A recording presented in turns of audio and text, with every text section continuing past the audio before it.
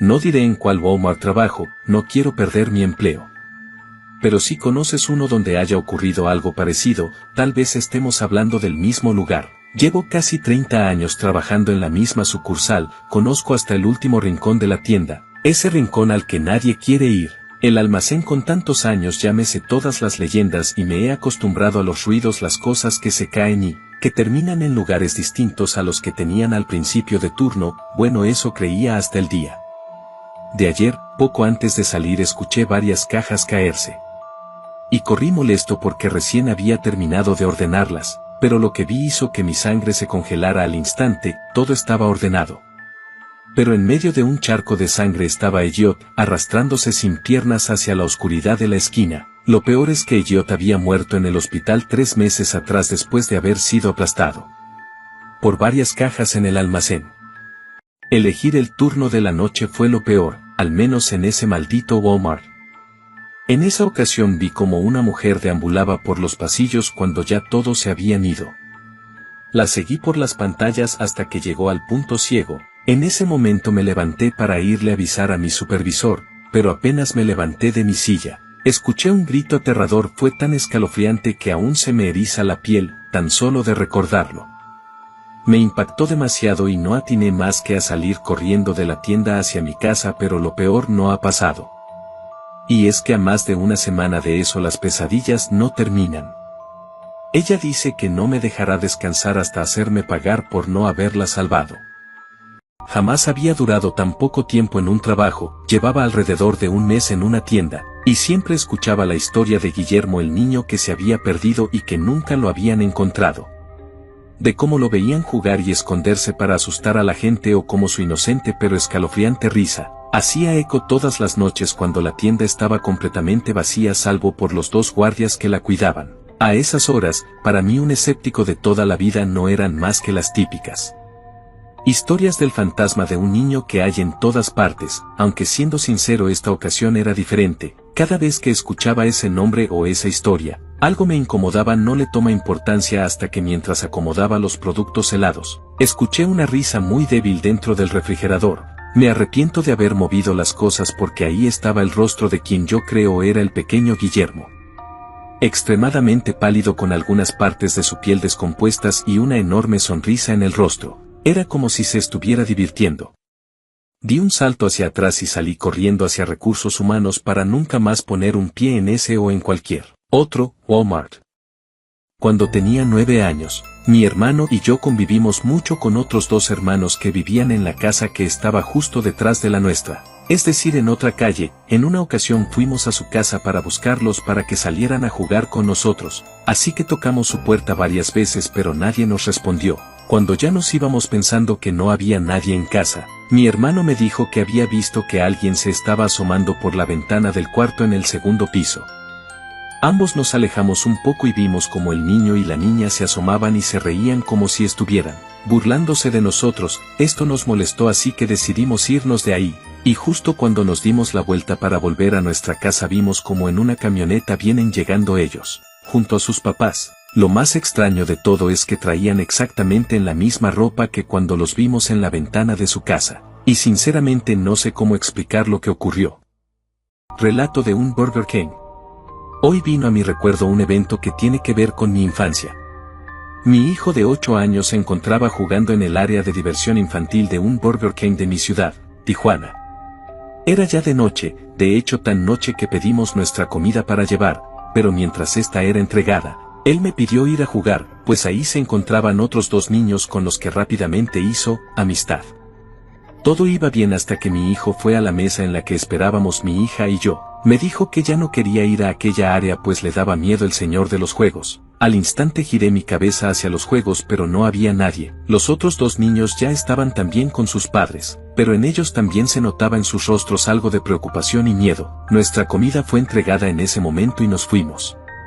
Ya en casa hubo un desbloqueo de recuerdos. Cuando era pequeño siempre jugaba con mi hermano, quien es solo un año mayor a mí, y disfrutábamos mucho jugar en estas áreas. Decíamos que eran una estación espacial por los tubos y todo eso. Esto lo digo porque al estar él y yo siempre juntos nunca tuvimos la necesidad de tener un amigo imaginario. Sin embargo, una vez en ese mismo establecimiento de mi ciudad, ambos vimos a un señor anciano con un perro, y aunque ver esto es algo muy común, no lo es. Dentro del área de juegos, recuerdo que a ambos nos dio miedo y se lo dijimos a nuestros padres. Mi papá pidió a los empleados que sacaran a dicho señor, pero cuando los empleados escucharon esto se miraron unos a otros como si algo supieran al respecto. Uno de ellos se metió pero no encontró a nadie, y nuestros padres optaron por irnos y ya no volver al sitio jamás. No creo que sea el único en haber vivido algo así, pero tengo la certeza que siempre terminamos culpando a nuestra mente infantil incapaz de diferenciar entre la fantasía y la realidad. Lo que más me sorprendió y aún sigo intrigado, fue que mi hijo me preguntara que cómo le hizo el señor para meter un perro al Burger King si en esos lugares no permiten mascotas. La estatua. Hace unos años, una madre y un padre decidieron que necesitaban un descanso por lo que pretendían salir a pasar una noche en la ciudad. Llamaron a su niñera de confianza. Cuando llegó la niñera, los dos niños ya estaban profundamente dormidos en la cama. Así que la niñera se sentó y se aseguró de que todo estuviera bien con los niños. Más tarde esa noche, la niñera se aburrió y fue a ver televisión, pero ella no podía verla abajo porque no tenían cable abajo. Los padres no querían que los niños vieran demasiada basura. Entonces, los llamó y les preguntó si podía ver el cable en la habitación de los padres. Por supuesto, los padres dijeron que sí, pero la niñera tenía una petición final. Ella preguntó si podía cubrir la estatua del ángel fuera de la ventana del dormitorio con una manta o tela, porque la ponía nerviosa. La línea telefónica permaneció en silencio por un momento y el padre que estaba hablando con la niñera en ese momento dijo: «Toma a los niños y sal de la casa, llamaremos a la policía. No poseemos una estatua de ángel». La callada soledad.